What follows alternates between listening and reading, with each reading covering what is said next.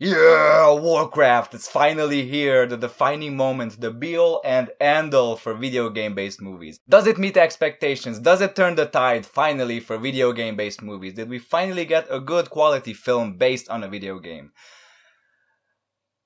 Well, let's put it this way. At least it's making money. It is pretty much universally agreed upon that films based on video games up until now have mostly been complete and utter garbage. Going through these titles, I was actually quite surprised to realize that even though I'm not much of a gamer, I actually played some of these games these films are based on. Super Mario Bros., Mortal Kombat, the second Resident Evil game, which was actually quite nice, Doom, and probably one of my all-time favorite video game experiences, Max Payne, which by the way probably has the shittiest film adaptation of a source material I have ever seen. Seeing Max Payne, the film, was I think kind of the moment when I realized that adaptations of video games for the big screen don't really make that much sense to me. I mean, it's like trying to fix something that's not broken. Especially in the case of something like Max Payne or Resident Evil. These are games that are already very cinematic, very story-driven, very well acted, so why would you turn them into movies? They are already basically like very interactive kind of movies already. I mean, I kept thinking and thinking about this, and I just can't figure out for the life of me why would a studio want to turn a very successful video game into a movie. I can't figure it out. You know, I can't understand it. The mind boggles. I can't grasp it. You know. I can't even believe there's a film based on Need for Speed, for fuck's sake. I mean, what kind of story can that film have? I haven't seen it, but the game, it's a racing game. You drive cars, you win races. That's it. Luckily, Warcraft doesn't have anything to do with racing. Instead, it has everything to do with a world-colliding conflict between two species, humans and orcs. The orcs are facing extinction, therefore they are forced to travel through a magical portal to another world in order to colonize it, but humans are waiting on the other side, therefore conflicts ensue. Of course, there are heroes, villains, traitors on both sides. Each and every one of them will be faced with the task of protecting their family, their people, their home, their honor. Now keep in mind, I am not a fan of the Warcraft video games. I haven't played them, I don't know anything about the lore, I don't know anything about these characters, I haven't read any of the books, so I don't know anything about these stories and I'm not familiar with the universe. And I'm not much of a fantasy fan in general, so I was concerned that this film was going to seem way too reminiscent of the Lord of the Rings films, to the point of being borderline plagiarism, since we are dealing with a fantasy world of orcs and elves and dwarves and mages and trolls and all of that. But I was also concerned that the film might end up on the complete opposite end of the spectrum, have it be nothing like the Lord of the Rings, and just be this big, huge, dumb excuse to put Warcraft on the big screen, have it be nothing more than this big CGI crap fest in which some actors unconvincingly portray characters in front of blue screens and green screens and shit screens and whatever the fuck screens, that it will try to do way too much with way too little, you know what I mean? That it won't be engaging, won't be exciting, won't be fascinating. I don't know, kind of reminds me of another trilogy of films. I can't remember exactly the title.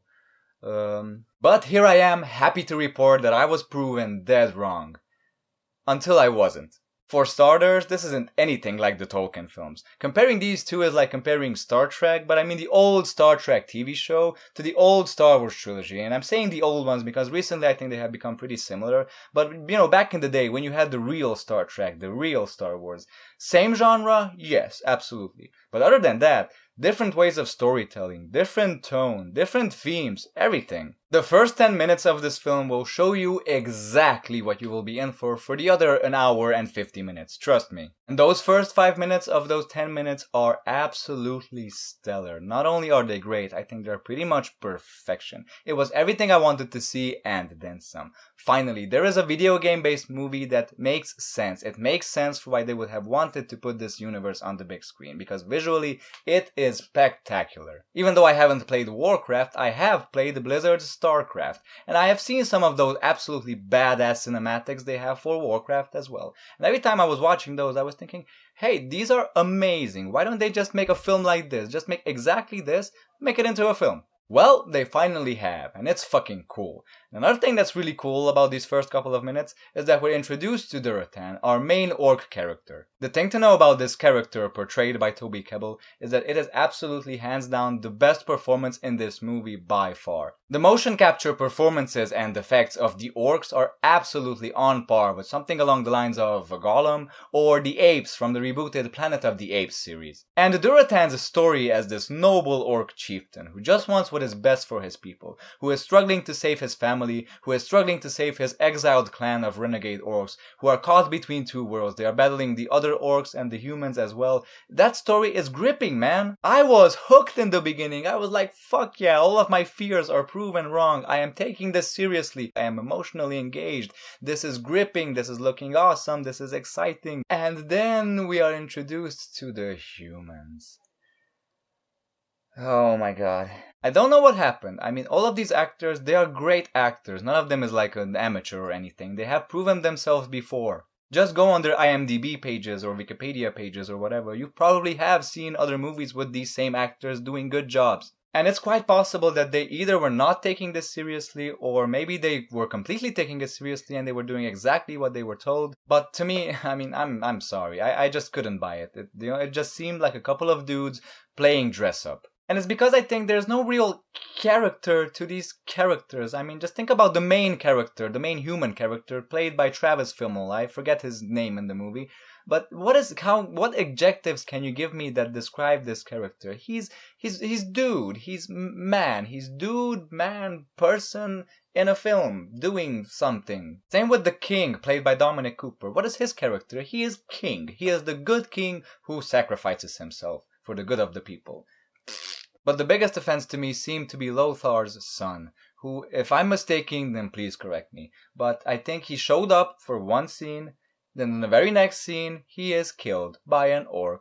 Why? Well, so we can have the scene where his father stands by helplessly, unable to save him, so we can have the cheesy, oh, I'm so depressed, my son died, I'm not going to do anything for half an hour until the third act of this movie, when I'm going to suddenly change my mind, exact revenge, and then become the hero of this story you already knew I was going to become anyway. It was cheesy, it was corny, and you know it. And the film loses some major points because of this, because not only is the human side of the story not really working, because we are constantly cutting back and forth between what the orcs are doing and what the humans are doing, the film is very choppy and very unbalanced. In a way, I kind of feel that the filmmakers were in this very no-win situation because they had to use real actors, because they couldn't make this an animation, they couldn't make this completely CGI, because then it wouldn't have been considered a real movie, and then it probably wouldn't have the audience it has. But they really felt the need to show us both sides of this conflict, and to make us empathize with all of the heroes.